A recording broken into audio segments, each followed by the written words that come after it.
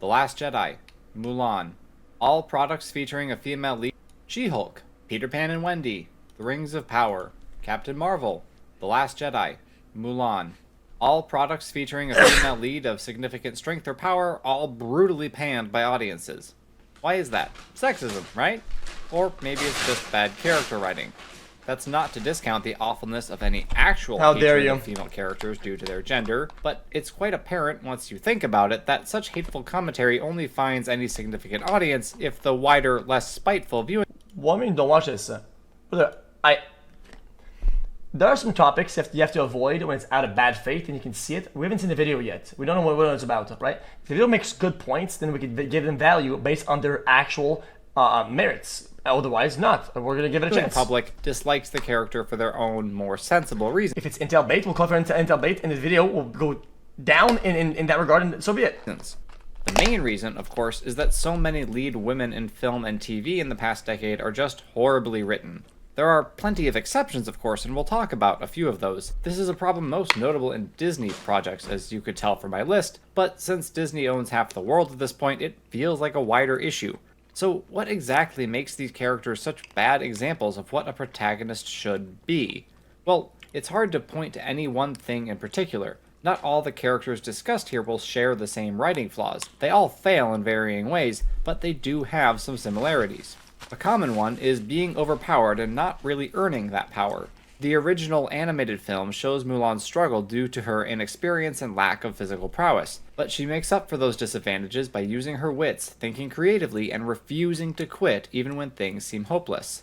The new Mulan is basically a superhero already due to her midichlorians, and thus is automatically more skilled than everyone else. There's no need for her to use her brain or develop new ways to approach problems, leaving the character flat and uninteresting. I'll make a counterpoint. I think there are a lot of writings and stories where this happens to also male protagonists. So far, this doesn't really apply to anything because that can also be duplicated and also does duplicate onto male protagonists. It's worth noting that when I say earning power, that doesn't necessarily mean doing something noble or virtuous that results in the character being given great power, as is the case with someone like Captain America. Most superheroes do not earn their abilities in such a way. Their powers are forced upon them through chance or freak accident, and that's fine.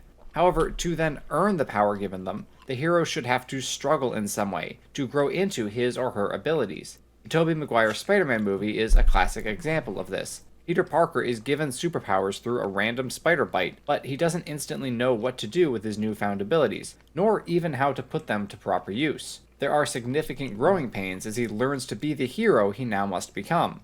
A more recent example of this trope that was done fairly well is Kate Bishop from The Hawkeye Show that at least 20 people watched. Despite being an incredibly talented archer and martial artist from the get-go, Kate is woefully inexperienced in the world of crime fighting, and has to learn how to apply her skills in each new situation, relying on the mentorship of Hawkeye himself. On the flip side, we have characters like She-Hulk and Rey Skypatine. Rey's progression through her Jedi training was basically just whatever the plot required at any given moment. Jen Walters woke up as She-Hulk and immediately was in full control of her alter ego. The central struggles that defined the characters from whom these heroines were derived are just stripped away and not replaced by anything meaningful. Jen's defining character moment takes place during a group therapy session when she comes to the realization that she needs to accept that she doesn't need to be She-Hulk to find acceptance. That's right, the apex of Jen's character arc is her deciding that she can be herself. This wasn't an issue, by the way, until after the She-Hulk persona was present. Prior to her accident, Jen appeared to be quite satisfied with her life. For some unknown reason, she only decided to get into the dating scene after spending some time as a giant green monster, and then found out, apparently, there's no market for a reasonably attractive 30-something-year-old lawyer in Los Angeles. I don't know about you, but to me that feels a bit contrived.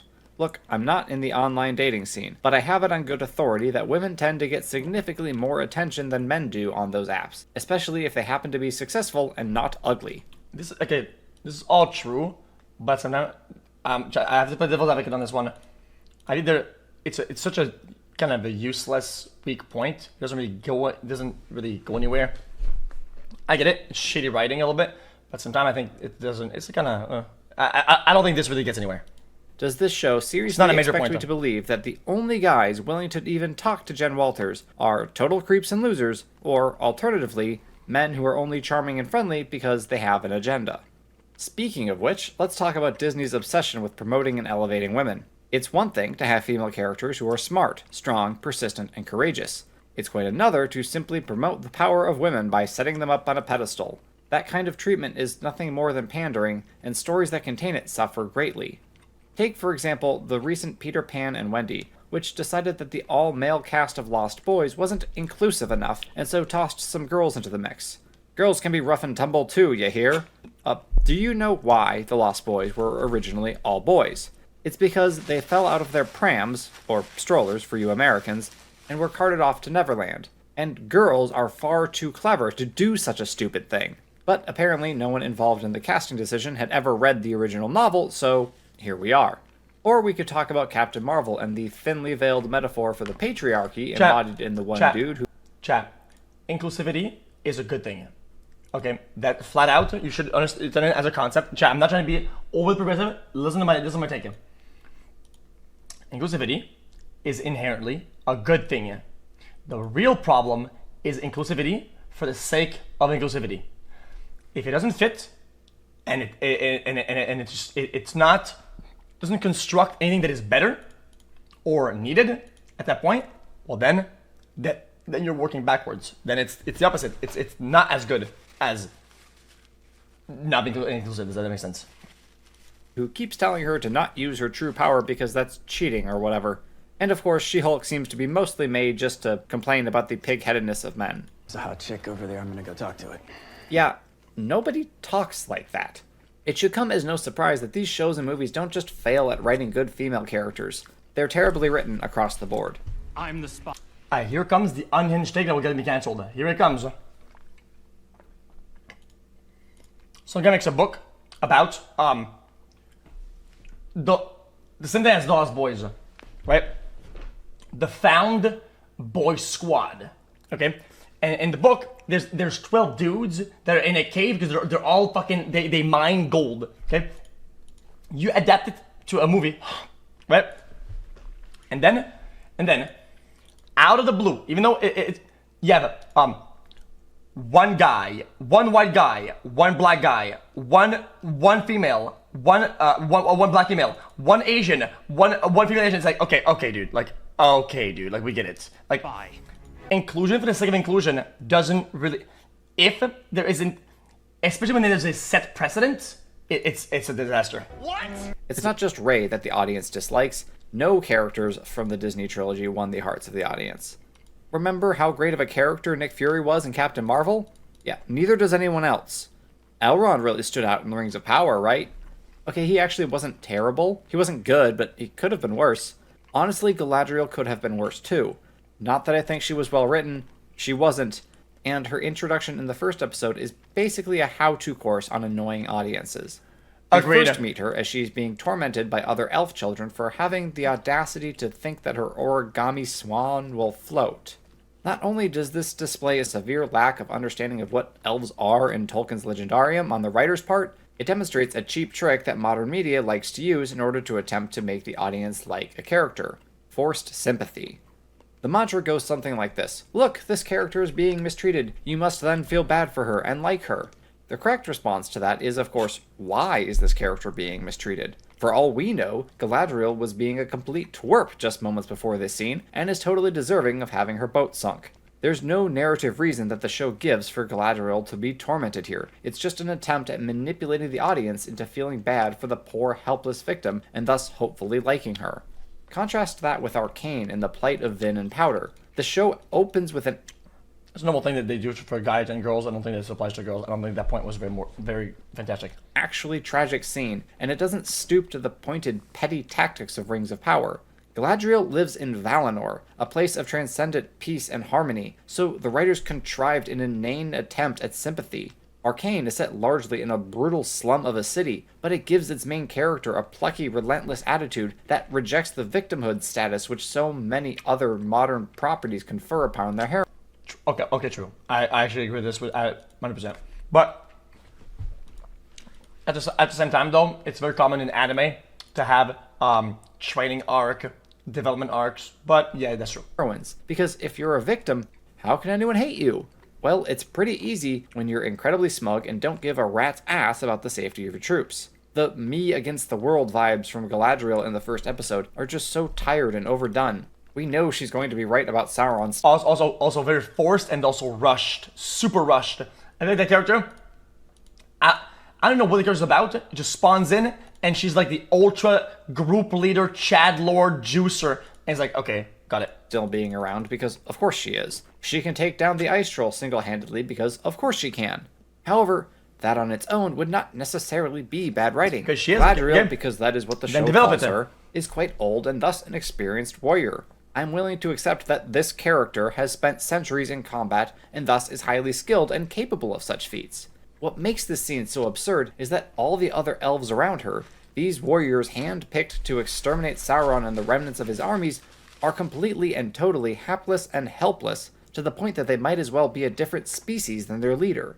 It's totally fine to have protagonists who are supremely skilled, but it's a really poor choice to have the supporting characters be complete buffoons in order to showcase that skill. Which is what Lord of the Rings actually excelled at in the other movies, where all the characters were all doing a job, and even the ones that are unskilled would have value in their unskillness. Whether it's distracting, a mistake that adds value, everybody's doing something. Galadriel might as well just be out there on her own. Really, most of the examples I've listed tend to just do things solo. It is up to them and them alone to win the day.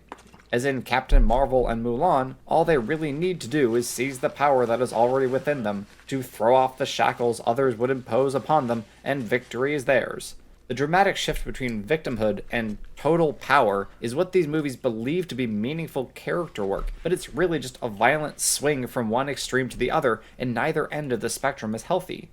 There's a huge difference between having agency and being world-conquering forces of nature that only needed to shrug off the hands holding them down. If you're going to write the hero of a story, a central character who ultimately is able to conquer the evil he or she faces, you need to make them earn it. That protagonist needs to struggle or even suffer as they obtain the strength necessary to win the day. Ideally, they would find such strength through meaningful relationships, or by learning from those wiser or more experienced than them. Okay. Recent examples That's of this reasonable. done at least fairly well: Rita Vertasky, a supremely skilled soldier having to work together with Tom Cruise's character, whose name I forget, to gradually establish a plan to win the war. Vi being motivated by love for her sister, relying on others in her fight, badly missing the guidance of her father figure. Kate Bishop being Chat, guys, I really hate the intel, okay? Like incel bait type shit, okay? Because I think the actual incel dog shit, like narrative is really bad to have, right?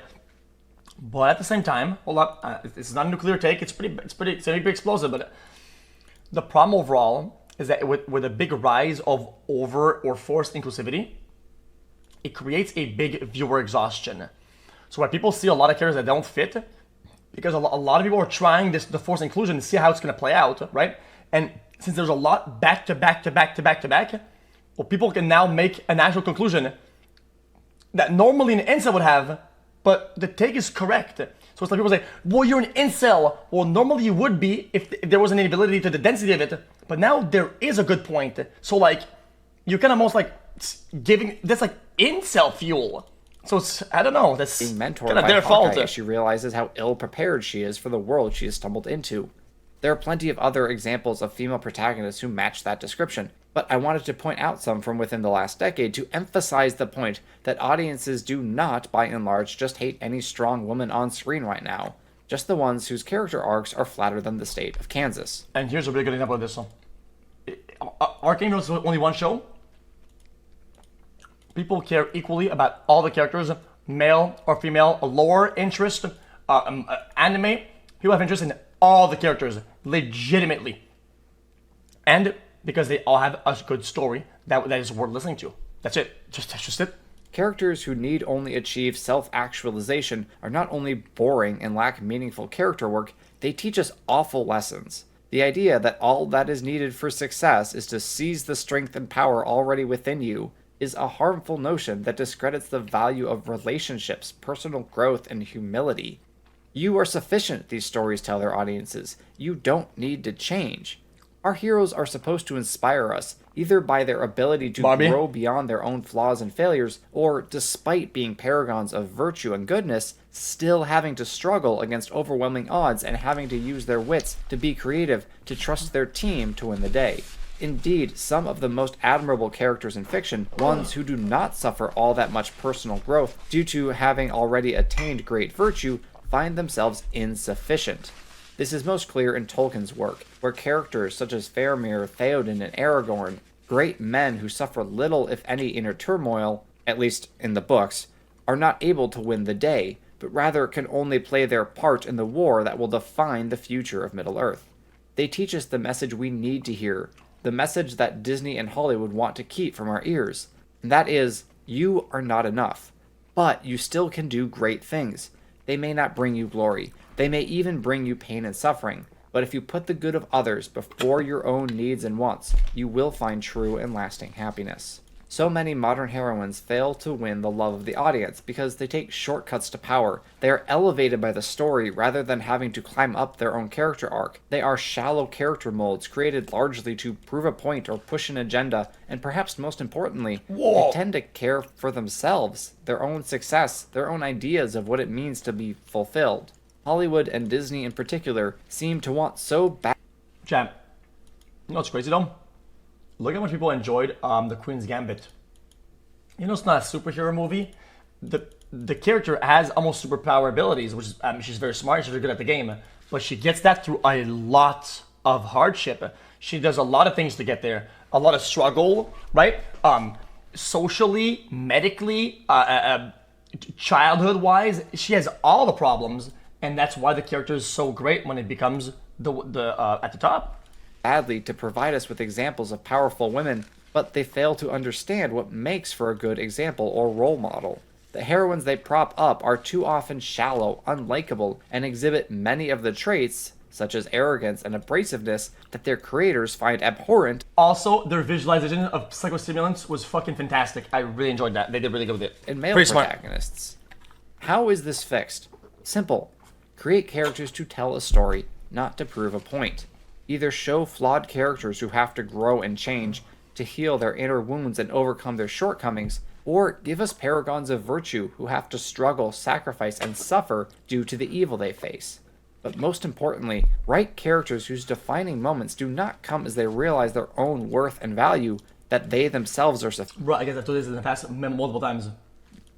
To my high school, fucking a passage. I was problematic at school, and they quite literally forced me to do psycho evals, and I was like a guinea pig of fucking psychostims. I had every brand possible of it.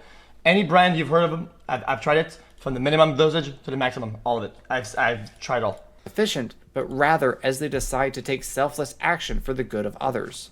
I can't carry it for you, but I can carry you!